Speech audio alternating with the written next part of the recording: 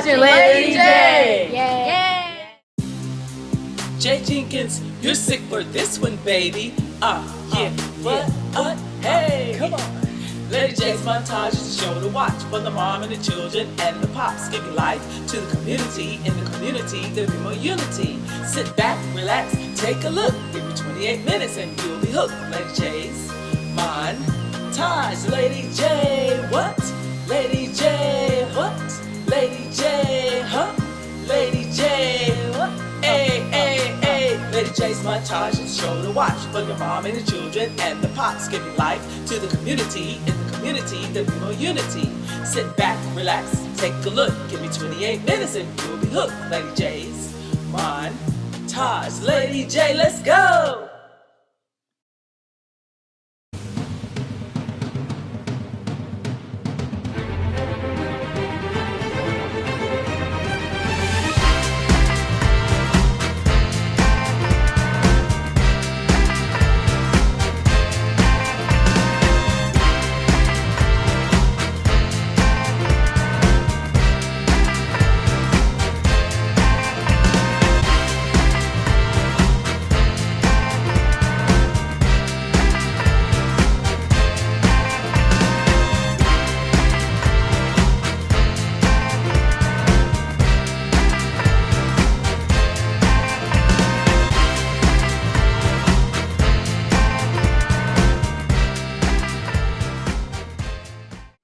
Hello everyone, this is Lady J of Lady J's Montage, and I am with the most incomparable, intelligent woman, phenomenal woman, Jean Farmer-Butterfield.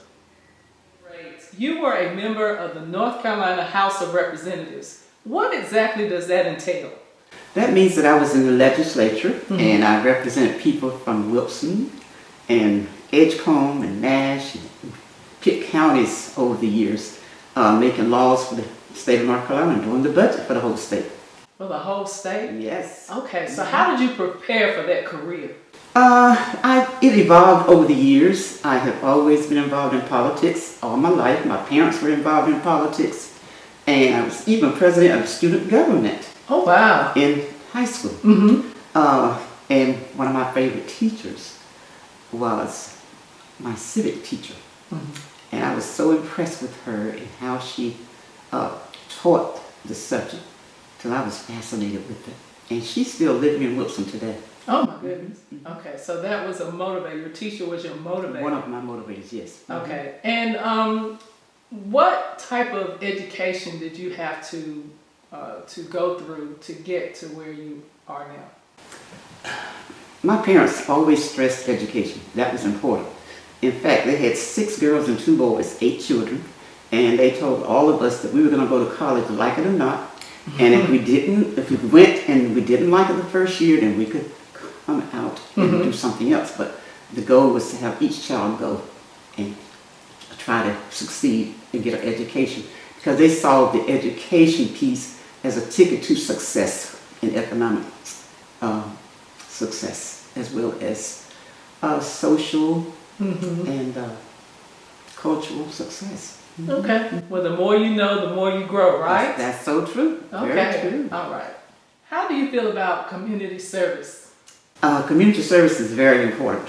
In fact, I remember my mother telling me that if I wanted to succeed and get a job, that I needed to have some experience. And when the time came and I finished college, that was important. So I got involved in community service with the goal in mind of getting a good job one day and succeeding in life. I've always been active all my life, from first grade on up. Some of the things that I was trying to do in the community to make a difference, I found that it was not helping the masses of people. So what I decided to do was join a sorority, Delta Sigma Theta, and get involved with community service through them, and the Links Incorporated, which is another group that I joined, because I had a broader impact. And then I went further into saying, why not get involved on a statewide level rather than just at the local level? So I decided to run for the North Carolina General Assembly and become a legislator, trying to have an impact on a broader scale. That's absolutely fantastic. Thank you. Now, what do you think about the youth? Should they be involved in community service, and why? Absolutely, because it will expose them to things that they have never experienced before, like how to work with people better. Yes. Using their leadership skills, and if they don't want to be a leader, they can certainly be a supporter to leaders and others, and it prepares them for life. It prepares them for education further than high school, beyond high school and beyond, and it prepares them for almost every aspect of their life if they get involved in community service. And most importantly, it makes you feel good when you help others. It does, and it doesn't cost you anything, does it? Absolutely, absolutely. That's great. Okay, here's a heavy hitter question. What advice do you have for communities to grow culturally and economically? I think that for communities to grow culturally and economically, everybody has to get involved. Everybody has to be on the same team. Yes. Everybody doesn't have to offer the same type of skill, but everybody's needed to be successful. From the person who's just an everyday citizen in the community getting involved, to the mayor, the city council members, the county commissioners, the state legislators, congressmen, and everyday people making a difference. Law enforcement, teachers, you name it, but it takes everybody working together for it to be successful. And so it's a lot of team building, a lot of recruitment, making sure that everybody's included, and that inclusiveness will lead to success of any community. I do believe that. Oh, that's wonderful advice, because you can't do it alone. No man is an island. Exactly. COVID has taken its toll for 3 years or more, and people use that as an excuse for the lack of learning of their children. Now, can you give me some advice, give our audience some advice about moving forward and making learning a priority? In my opinion, there is absolutely no excuse for children not to learn. Moreover, parents should take the lead in making sure that their children are learning in spite of COVID. Teachers should continue the responsibility for making sure that the children are learning. It's a team effort. Yes. Parents, teachers, child have to work together. And of course, management, administration. But with the COVID situation, I think it's imperative that parents pay attention to what kind of homework their children are responsible for, actually supervise and oversee that homework until it's done, or go back and check it and make sure it was done properly, and have a dialogue with the child. Yes. I also believe that parents need to learn how to use a computer and other media networks to help their children learn. YouTube is there. You can get anything and everything. You can Google and get anything you want on YouTube.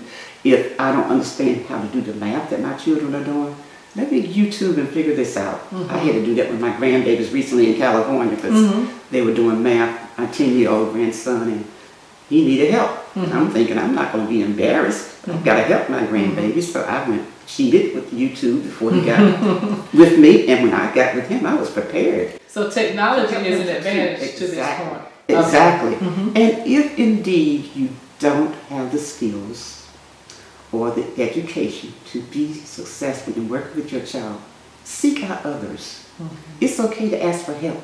It's okay. It's okay. It can be a high school student to help your younger child do the math, the homework, the reading, the English, whatever. In addition, you can seek out other adults who are able to do tutoring of the child, and maybe you can offer them some other skill that you have. Maybe cooking. You might have the ability to do something to raise monies to help recruit. Fundraising. Yeah, fundraising. There are all kinds of things that you can offer, but seek out others when you don't have the skills and ask for help. And if you can't pay for it, do a trade-off. I'll do this for you if you do that for me. Oh, now that's a great idea. Yeah, that's a great idea. So we got to be creative with the COVID situation. Make sure that the children are first and foremost learning, because they're going to affect this society and the world for the rest of their lives. They are the in our future. lives. They are the future. And I want them to have every skill and academic ability possible so they can make good decisions when I age and become a senior, because I'm already a senior citizen, but when I become a senior citizen, I want them to have good programs and services and supports in place for people like me and people that are not like me who are aging.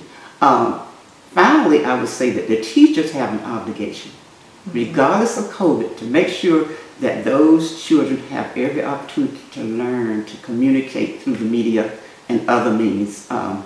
Teachers have to be creative. You might have to pick up the phone and say, hey, I noticed that Mary's not really on top of the homework that she was supposed to do on the Zoom yesterday. Is there a problem? Oh, yeah. Still communicate, just like school is still open. There are more than one way you can text parents now, you can email them, you can call them. I mean, you got communication. Yes, communication is critical. And working together as a team, the child, the parent, and the teacher. And that's how they're going to succeed and get out of COVID and get back to the basics that they have to succeed in life. And that is to get a good job, get good education. Yes. A mind is a Terrible thing to waste. Dr. Martin Luther King Jr. Absolutely. What kind of wisdom do you have, or some quotes or some sayings that would inspire someone to move to the next level? I think that some of the things that I remember my mother telling me was that to get a good job, you have to get a good education. A mind is a terrible thing to waste, and we just talked about that.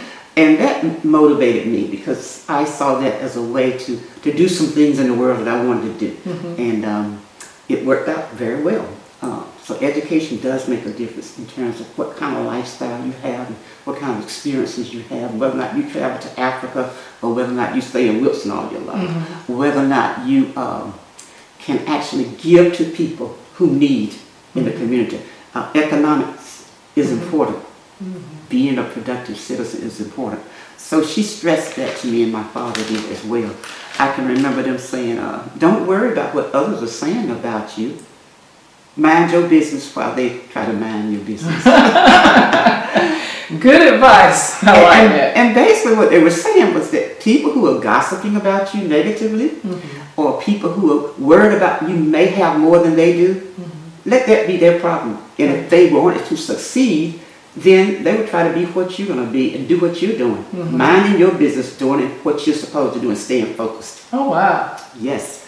Another thing that I remember is don't pretend to win when you did not. Be honest. You don't win all the time, and that's life. And it's okay to lose, and congratulate that person who won with a smile and move on forward and try to do better the next time. That's wonderful. You don't have to down the ruse because you lose. That was an expression. Somebody fought for us to have privileges and rights. Respect that and appreciate it. Somebody gave their life so that we might have freedom and justice for all. Try to make a difference and do it peacefully rather than violently. You know, violence is not the answer. Leaders make heroes. True leaders make heroes. And sheroes, And like sheroes. you. Absolutely. Thank you so much, Jean Farmer-Butterfield, for sharing so many wonderful ideas and information so that we can learn and grow. Thank you for having me. It's all about power. Yes. And people and love, happiness, prosperity. Thank you.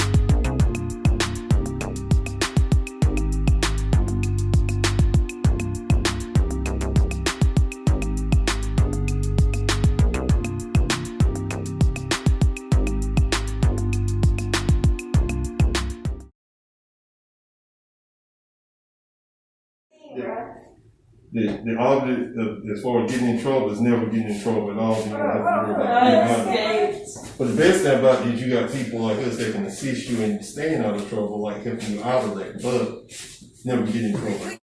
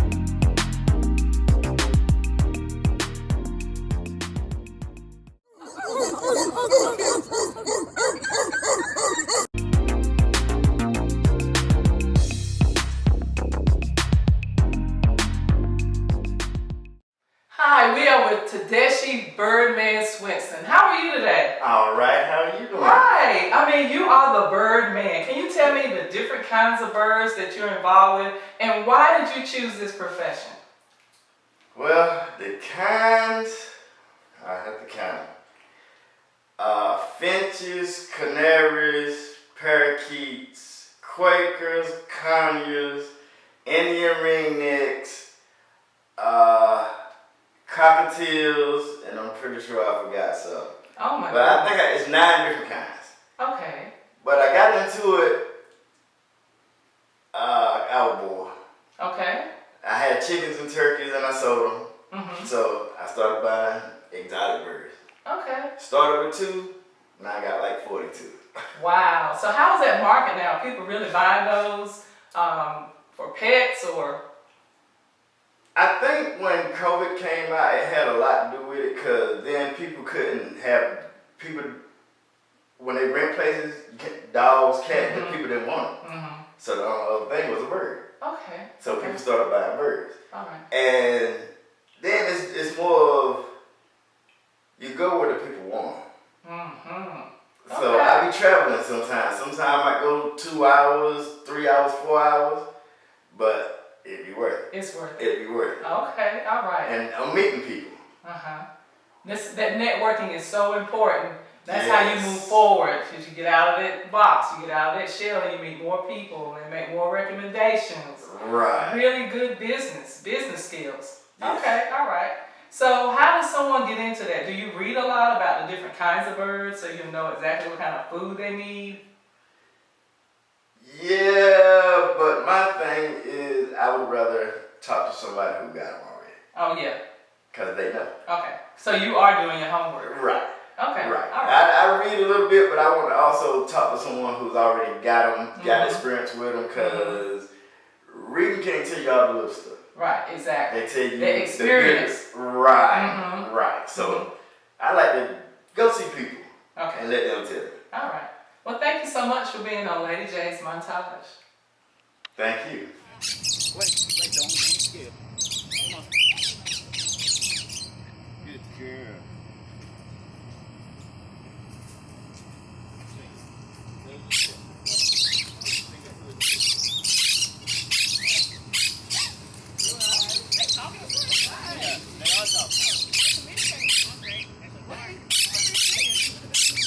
He asked me what he is.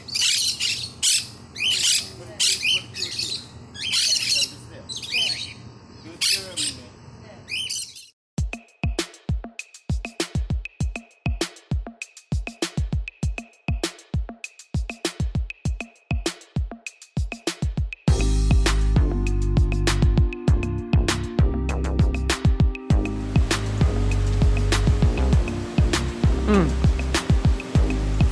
How many bees would you say are in the hive?